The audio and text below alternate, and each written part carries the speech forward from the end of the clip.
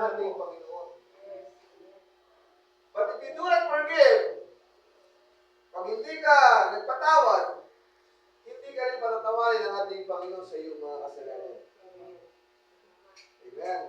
All the trespasses we have done to God or to other people, can approach, pag hindi natin na-approach ito ng ating pananampalataya, wala mangyayari ito. Until we approach the subject of forgiveness and the releasing of trespasses. At alam niyo ba, yung panalangin, ang tanging access natin sa ating Panginoon para makausap natin siya. Wala namang ibang paraan para makausap natin ating Panginoon. It's because of prayer. Amen. Kung gusto mong makausap ang Diyos, manalangin ka. Kung meron kang iniinig sa Diyos, manalangin ka. Amen. Puri ng ating Panginoon. Hallelujah. We must find the prayer of faith, lalo na sa mga panahon ito na ating kinakailangan, yung ating panalangin na may pananampalataya. Hallelujah. Na ginagawa natin. Maraming tao, amen, nakakakita kung paano manalangin ang ating Panginoon. Pero hindi nila ma-adapt, hindi nila makuha kung paano manalangin ang ating Panginoon. It takes character. Kailangan ito ng character of humbleness. Amen. Nung manalangin mismo ng ating Panginoon, di ba anong ginawa niya? Nagpagdinapa siya sa lupa. At nanalangin siya sa Diyos Ama. Ibig sabihin, hallelujah, pag ikaw'y mananalangin, kailangan mo magpakababa sa ating Panginoon. Gustong ipakita ng ating Panginoon sa Kristo. Alam niyo ba, nung bago siya hulihin sa Garden of Gethsemane, amen, nandun siya ang ating Panginoon. Gusto niyang manalangin, pero bago siya manalangin, nagsama siya ng mga apostol. Sinama niya si Pedro, si James, at saka si John. Amen? At ang sabi niya, diyan kayo, ako'y mananalangin sa dako doon. Hallelujah. Gusto ko ipakita ng Diyos kung paano ang dapat na manalangin. Amen? At ang ating Panginoon sa Kristo nagpatira pa siya, ibig sabihin gusto ko ipakita ng ating Panginoon sa kanyang mga alagad na kapag nananalangin kayo, dapat nandoon ang pagpapakababa. Amen. Amen. Hallelujah. At kung mong gayahin, hallelujah, kagaya ng ginagawa ng mga Kristyano, na nandun na pagkamataas, Lord, bright naman ako eh. Tutugunin mo naman ang prayer ko, Lord. Hallelujah. Maraming tao ang ganyan. Hallelujah. Sabi niya dito sa quotation na ito, sa preaching niya, wonders, the Word became flesh. Sabi niya, have faith in God. Magkaroon kayo ng pananampalataya sa Diyos. For verily I say unto you, if you shall say to this mountain, be flat, be moved, and cast into the sea, nang walang doubt sa puso mo, at merong pananampalataya at naniniwala ka na magagawa mo ito, and whatever things you say is, kung ano sabihin mo, you shall have it. Yes. Magkakaroon ka nito, matatanggap mo ito. It's not me, you shall have it. The power has been given to the church. Ang kapangyarihan ng panalangin ay ibinigay na sa iglesia. Amen? You can express it by mental conception. Sabi niya naman, it becomes a real revelation. Alam niyo ba, sa kananalangin pala, kailangan natin ng tamang kapahayagan. It takes a real revelation of God.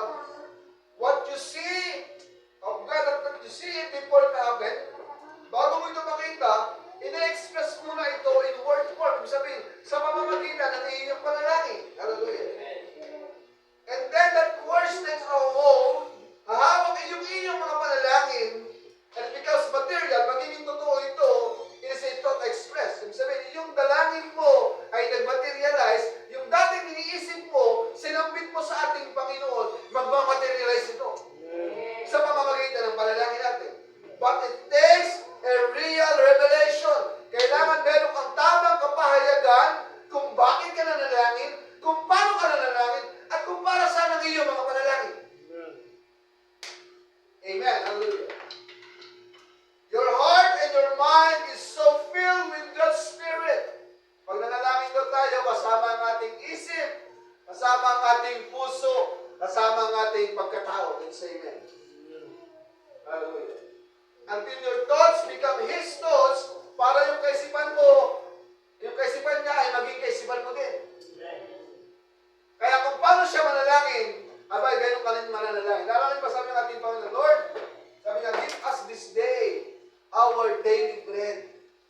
Bakit kaya ang tinuro sa akin ng ating Panginoon ay manalangin ng pagkain sa araw-araw? Ang araw-araw lang. Lord, hindi ba pwedeng, Lord, bigyan mo ko ng pagkain sa buong taon, buong isang linggo, buong 10 taon. Pero ang sabi ng Diyos, give us this day, ngayong araw lang,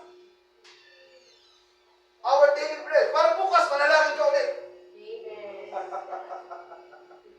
Kasi pag nanalangin, Lord, bigyan mo ako 10 milyon, isang taon.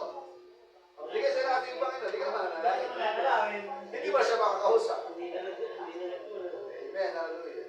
Kaya yun, tinulong natin pa ng give us this day our daily bread. Parang araw-araw tayo tatawag sa Kanya, araw-araw tayo mananalangin sa ating Panginoon. Araw-araw tayo makikipag-usap sa ating Panginoon. Amen, hallelujah.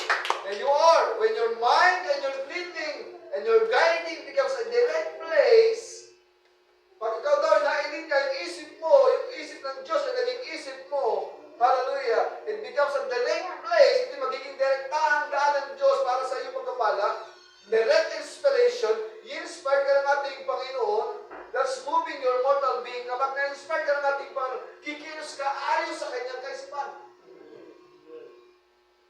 Amen. What kind of people should we be? Kapag ang Diyos ay nag-embody sa iyo, anong klaseng tao na tayo? Ibig sabihin, yung mga panalangin mo ng pananampalataya ay matatanggap mo. Kaya sa akin. Nagkukwento kami ng propeta. Kaya siyang testimony, sabi niya, may isang bata na lumapit sa kanya, yung bata ko kuba. And then sabi ng bata, sabi niya, ano bang gusto mo? Sabi niya sa bata, gusto ko mawala yung bukol sa likod ko, yung kuba ko sa likod. Sabi ng bata, sabi niya, ganito, kumuha ng tali. Talihan mo yung likod mo, sukatin mo ng tali sa likod mo. And then, pag hindi yan nag-sink in ng 3 metro, bukas, false prophet ako. Ibig sabihin, tinali niya, pag hindi ito lumuwag ng 3 metro, false prophet siya. Kaya dumating yung tatay, sabi niya, brother lang, kasi po kami ay mahirap lang, wala kami pang-opera, wala kami pang-bayad sa store, hindi namin kayang, wala kami pang-bayad para mapatanggal yung nasa likod niya. Alam niyo ba ginawa ng propeta? Hinawakan niya ang batang ito. At nanalangin siya with the prayer of faith. At naramdaman niya sa kanyang kamay na hinahabang-hawak niya yung likod ng bata. Nawala yung kuba sa likod. Anong ibig sabihin ng ating propeta? Kailangan niyo ng tapat na panalangin. Panalangin may pananampalataya. Faith was delivered to the saints, operating the child. Yung pananampalataya na ibinigay ng Diyos sa batang ito at sa mga ngaral na yun, hallelujah, at doon sa ama ng bata, hallelujah, siyang nag-opera sa nag-opera sa bata para maibalik sa normal. Amen. Pag meron tayong prayer of faith, pag meron tayong pananampalataya, siya ang mag-ooperate sa ating mga buhay. The faith was delivered to the saints, operating our body, operating our faith. Hallelujah. Matthew chapter 26, verse 36. Then Jesus come unto them, then coming Jesus with them unto the place called Gethsemane, and said unto the disciples, sit here, maupo kayo dyan, while I go and pray. Mananalangin naman sa banda doon. Ito came Peter, James, and John, and began to sorrowful and very heavy. Alam niyo ba, hallelujah, napakabigat ng nararamdaman ng ating Panginoon ng tagpo na ito. Kasi kinakalam niya na siya yung huhulihin niya, dadali na sa krus. Yun ang kanyang kamatayan. Sabi niya, and he said unto them, my soul is exceeding sorrowful. Nabibigatan yung aking kaluluwa, bigat na bigat. Even unto death, hanggang sa kamatayan. Tarry here, dyan lang kayo, magbantay kayo, and watch me, bantayan niyo ako habang nanalangin.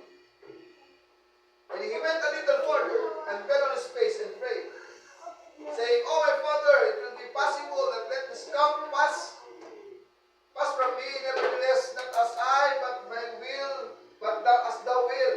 Gusto na pakita ng ating mga sabi niya, natatakot gusto niya na yung salong ito na tatanggapin niya, yung kamatayan na kanyang tatanggapin, ay mailampas sa kanya. Nanalangin sa Diyos, ang ating Panginoon, gusto niya sana mangyari, na Lord, pwede bang huwag muna ngayon? Pwede bang sa isang taon na? Pwede bang bukas na? Yung sorrow ng ating Panginoon, yung sorrowful, sinabing sorrowful, full of sorrow. Amen. Nandun ang bigat sa kanyang karamdaman. Gusto niyang mailampas ang salong ito. Amen? O, bilang tao, gusto sabihin ng ating Lord, pwede bang sa ibang paraan na lang? Pero hallelujah, umiral pa rin ang kalooban ng ating Panginoon. Ano sabi niya? Not my will, but your will be done. Pag tayo nanalangin, pagkamat may hinihiling tayo sa ating Panginoon, dapat lagi natin isalang-alang kung ano ang kalooban ng ating Panginoon. Pagkamat marami tayong gusto, hallelujah. Amen. Pero sabihin natin sa Diyos, Lord, not my will, but let your will be done. Amen. Hallelujah. Pinakita ng ating Panginoon kung paano ang kahalagahan ng panalangin sa panahon ng pagsubok. Sa panahon ng sorrow, full of sorrow, gusto ko ipakita ng Diyos sa mga alagad na kailangan mong manalangin sa panahon ng sorrowful. Amen. Hallelujah. Hindi mo pwede sabihin, Lord, hindi mo na ako nakagad ng church. Kasi baka hindi mo kalooban to. Kaya hindi ako nakagad ng church.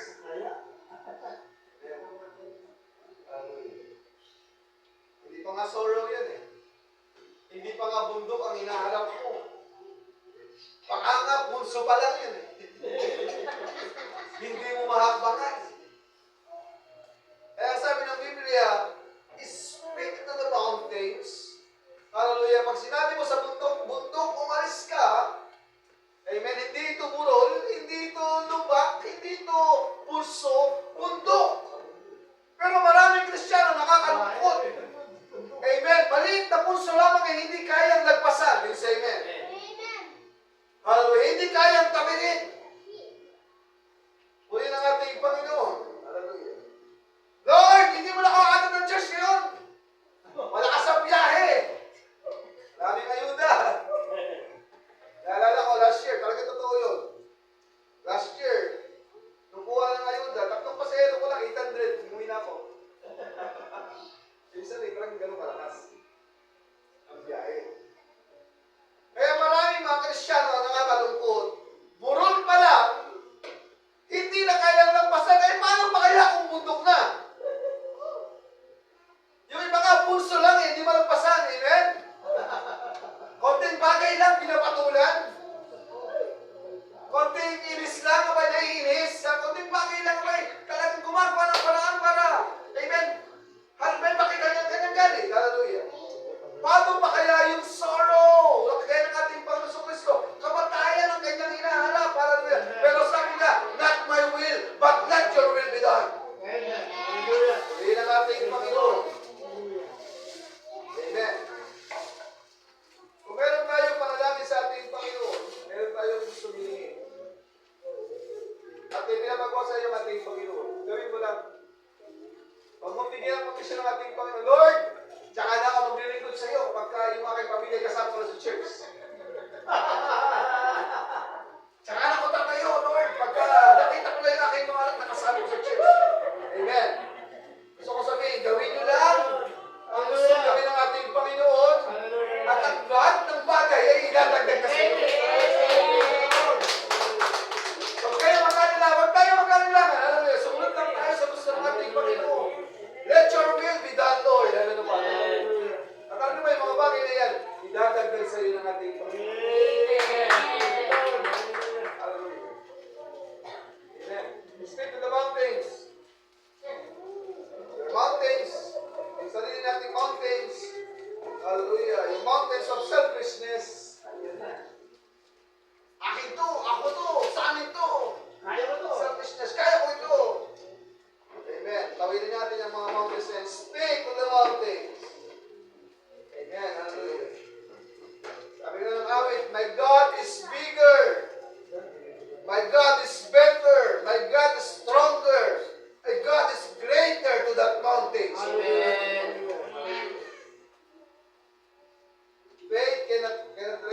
upon the shifting sense of physiology, but takes the eternal stand upon the unchangeable sa hindi nagbabago at hindi na uugang kapangyarihan ng ating Panginoon. And can stand with the water of the waves, beating of the water out of it, and gaze is open, and look across the sea to him, and said, I am the resurrection and the life, said God. Pag tayo nanalangin, nagbagay tayo ng panalangin sa ating Panginoon. Hallelujah. Yung panalangin na ito ng ating pananampalataya ang nangyayari sa ating lahat. Last one, and we will close. Let's close na po, 11. Hallelujah. Bakit na nag-worry minsan? Pag tinatawag tayo ng giants sa buhay natin, isipin mo, my God is bigger. Much bigger than the giants. Amen. Mas malaki ang Diyos sa mga higanting problema mo. Amen. Mas malaki ang Diyos sa mga troubles na ating kinakaharap. Why do I hunger? Bakit tayo minsan ay gutom sa mga richness and power? Maraming mga shallow ganyan. Gusto-gusto ng kapangyarihan at ng karangyaan. Or fame, ng kasikatan. Dapat sa mga ganyan gawain, young people ang nagsasolid. Dapat sa mga ganyang event, dapat ay kami ang mamuna. Bakit si brother? Si brother na naman. Amen. Why do I hunger for power and riches and fame? Tandaan nyo, my God is much better than all of these things. I won't be shaken. I won't be moved. My God is faithful. His promise is true. Hallelujah. Hallelujah. So I speak to the mountains. Hallelujah. Pangusap ka sa bundok ko. Why? It is time to move. Ito lang panahon para tayo kumilos. Why? Hindi naman natakot sa bundok na yun. My God is bigger than the mountain. My God is stronger than the giants. My God is greater than them. Hallelujah. The enemies scattered. Nagkaroon ang mga enemies. Because they know the battle is done. My God is stronger. The victory is already won.